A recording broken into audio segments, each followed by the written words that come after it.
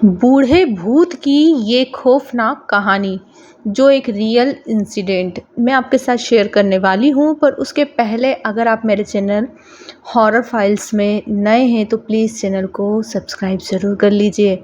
और मैं स्वाति आप सभी का मेरे चैनल पे स्वागत करती हूँ। प्लीज़ लाइक और शेयर करना ना भूलिए वीडियो अच्छी लगे तो। और किस तरीके से एक बूढ़े भूत ने बॉटल से निकलकर तबाही मचाई, उस भूत की एक कहानी जो रियल है वो हमें अर्पणा ने लिखकर भेजी है। ये कहानी एक राजस्थान के गांव की है। उसने साफ मुझे मना किया है कि प्लीज़ मेरे गांव का नाम मेंशन ना करें, क्योंकि उसके जो नाना जी हैं उसकी ये कहानी है पूरी। और वो जो इंसिडेंट है वो उसके घर पर काफ़ी ज़्यादा भयानक रूप ले चुका था। तो चलिए चलते हैं और स्टार्ट करेंगे इस बूढ़े भूत की डरावनी सी कहानी। तो जो अर्पणा थी, अर्पणा के जो नाना जी थे उससे ज़्यादा क्लोज थे। मीन्स के जो उसके पिताजी रहते हैं इस तरीके से उसके नाना जी भी उससे काफ़ी ज़्यादा प्यार करते थे। और वो गर्मियों में जब भी छुट्टी होती थी स्कूल की, कोई से भी फेस्टिवल की, तो वो अपने नाना जी के पास ज़रूर आती थी। उसके नाना जी के पास आने के लिए उसे केवल छुट्टी का बहाना चाहिए रहता था, क्योंकि उसके नाना जी से उसकी काफ़ी ज़्यादा पड़ती थी और उसे काफ़ी ज़्यादा प्यार भी करते थे उसके नाना जी। तो एक दिन अर्पणा ने बताया कि जो उसके नाना जी थे उनके पास किसी की खबर आई। अच्छा, आपको बता देती हूँ कि जो अर्पणा के नाना जी हैं वो एक तांत्रिक थे, काला जादू करते थे। मीन्स के किसी की तकलीफ़ के लिए, केवल वो किसी की तकलीफ़ के लिए, दूर करने के लिए, किसी की गलत चीज़ों के लिए वो नहीं करते थे। उनके पास एक अच्छी खासी पावर थी। और वो जब भी किसी की मदद करते थे तो वो पैसे नहीं लिया करते थे। तो उन्होंने उस दिन भी पैसे नहीं लिए और केवल मदद करने के लिए निकल गए। उन्हें एक गांव से बुलाया गया था। उन्हीं के गांव के थोड़ी सी आगे एक गांव था, वहां से बुलाया गया था और उन्होंने बताया कि छत पे से हमारे खून टपकता है। तो छत पे से खून का टपकना एक अजीब सी बात है। तो उन लोगों ने सोचा कि पहले उन लोगों ने तहकीकात की कि छत पे से कहाँ से आ रहा है, क्या आ रहा है।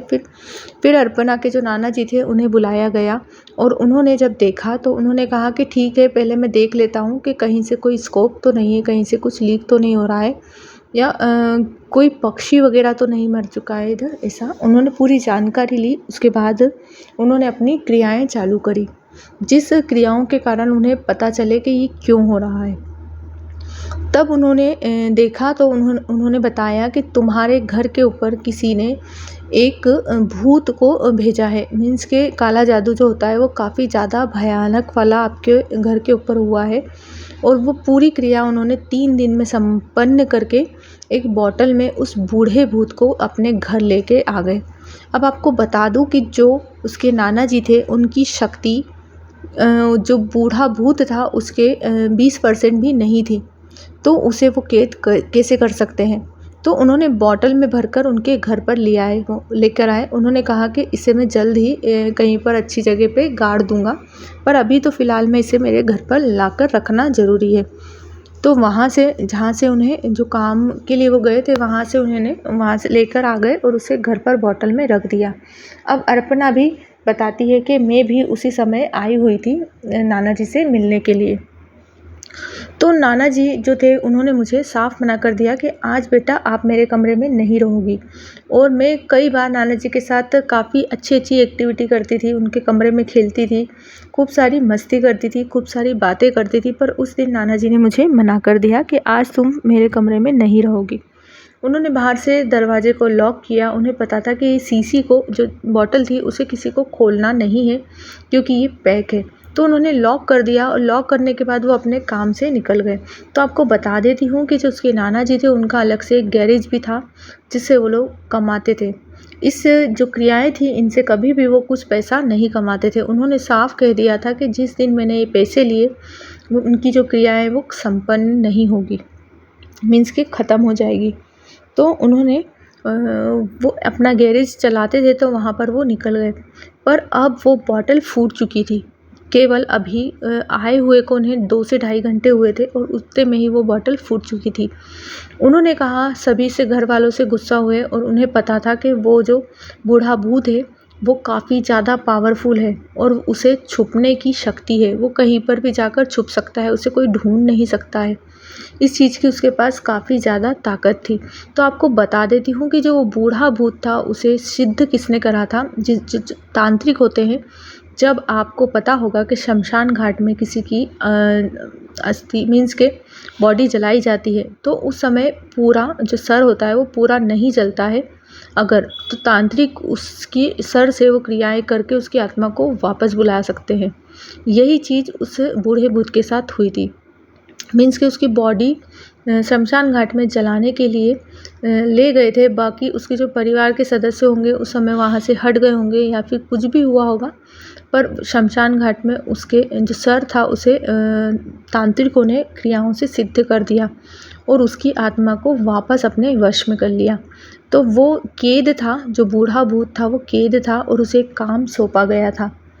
अब वो काम सौंपा गया था तो वो काम तो उसका पूरा नहीं हुआ, क्योंकि उसने जो अर्पणा के नाना जी थे उन्होंने उसके घर को जहाँ पर कर आए थे वो उसे किलवा दिया था।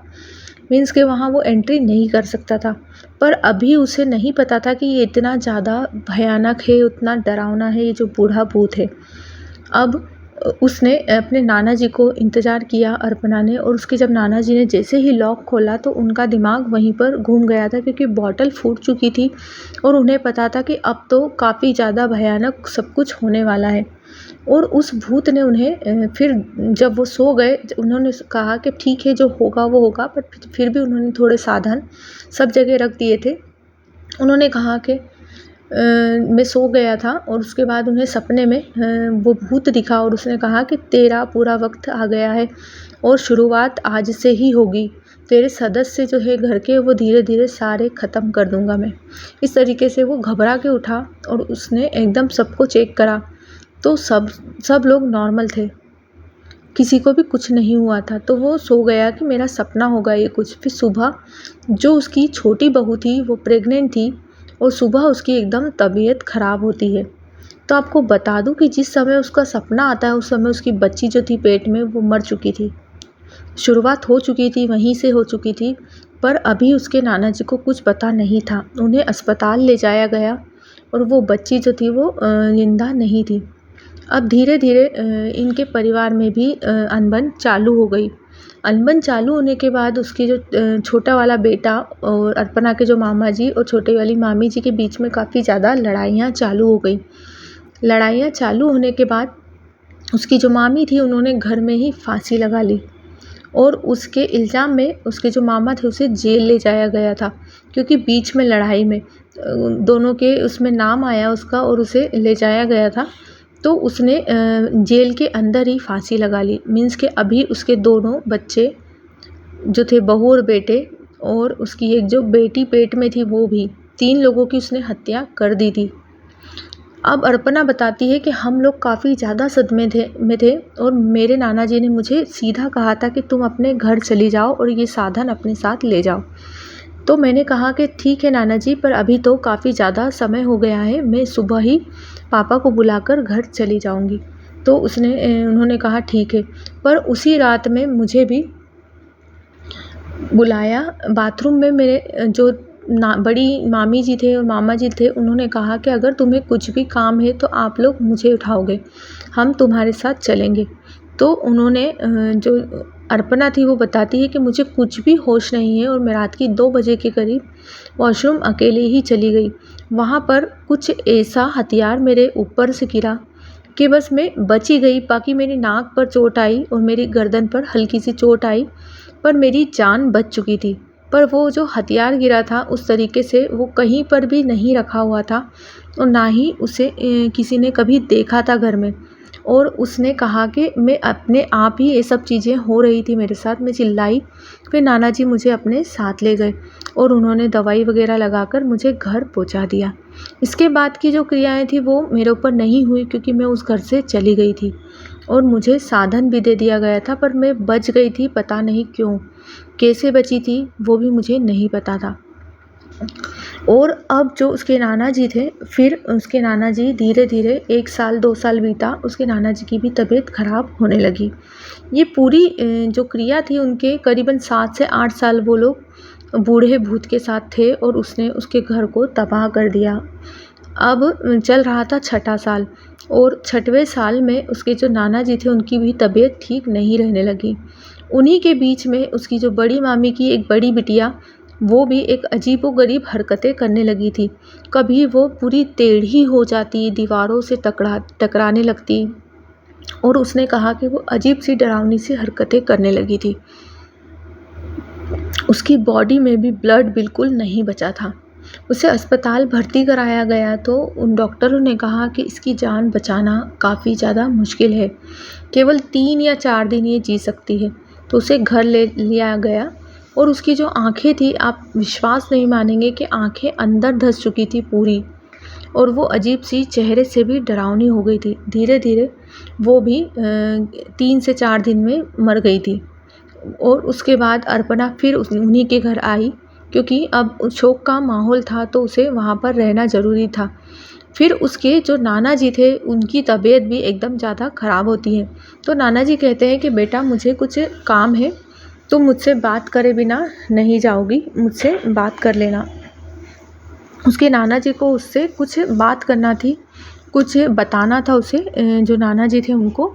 पर वो उसकी जो बड़ी मामी या उन मामा के चक्कर में उस तरीके से उस भूत ने उसे इतना उलझाया कि वो रात में उसके नाना जी से बात नहीं कर पाई। और नाना जी से बात नहीं करने के बाद सुबह जब वो उठी, जब उसके नाना जी नहीं थे, आप समझ सकते हैं कि नाना जी को कुछ ख़ास बात बतानी थी पर नाना जी वहाँ नहीं थे। वो बात अभी तक भी अर्पणा नहीं जान पाई थी। अब उसकी जो मामी थी वो घबरा गई, क्योंकि अब उनके घर के सदस्यों में मुश्किल से 4 या 5 जने बचे थे जो मामी जी के बच्चे थे और वो मामा मामी वही बचे हुए थे। तो जो छुपा हुआ भूत था उसने किसका शरीर ले रखा था, ये जानने के लिए उसकी जो मामी थी उन्होंने अपने जो पीहर से एक तांत्रिक थे, वो काफ़ी ज़्यादा माहिर थे, उन्होंने उनको बुलाया। वो अपने गुरु के साथ वहाँ पर आए और उन्होंने 3 दिन की क्रियाएं की। जब वो बूढ़ा भूत वहाँ पकड़ा गया, फिर जो उसने बताया उसके बाद तो एक भयानक सा तूफ़ान सा आ गया था उनके घर में।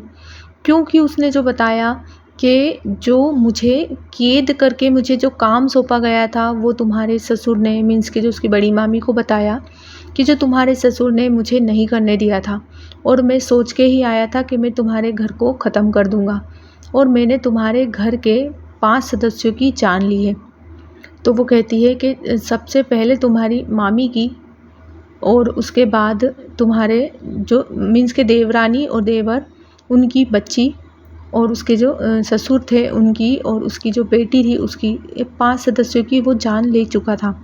6ठा नंबर उसकी मामी का था, पर मामी के जो शरीर में वो छुपा हुआ था। उसने बताया कि मैंने अपने 11 से जो 7 से 8 सॉरी जो साल थे वो उसकी बड़ी मामी के शरीर में छुपकर बिताए थे।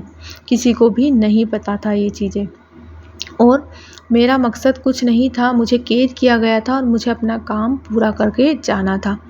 तो उसे वहाँ से पकड़ा गया और उसके पकड़ाने के बाद वो जो उन लोगों ने, जो तांत्रिक थे, उन्होंने जो भी किया होगा वो क्रियाएं करके उसे एक शीशी में बंद करके अंदर काफ़ी ज़्यादा स्ट्रॉन्गली उन्हें तंत्र क्रियाओं द्वारा उन्हें कहीं पर गाड़ दिया गया था।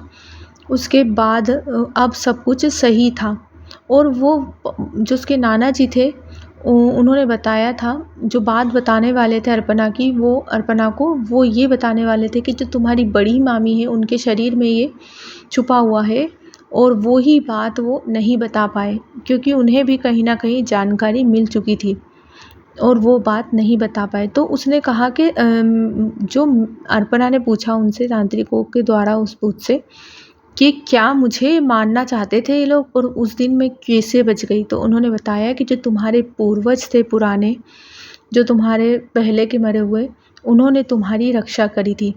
उस समय वो लोग तुम्हारे साथ थे, इसलिए वो तुम्हें नहीं मार पाए। तुम्हारी जो आत्मा थी वो काफ़ी ज़्यादा पवित्र थी और तुम्हारी जो सॉल को वो नहीं ख़त्म कर पाए, तुम्हारी बॉडी को नहीं ख़त्म कर पाए। तुम्हारे पूर्वजों ने तुम्हारी जान बचाई थी उस समय।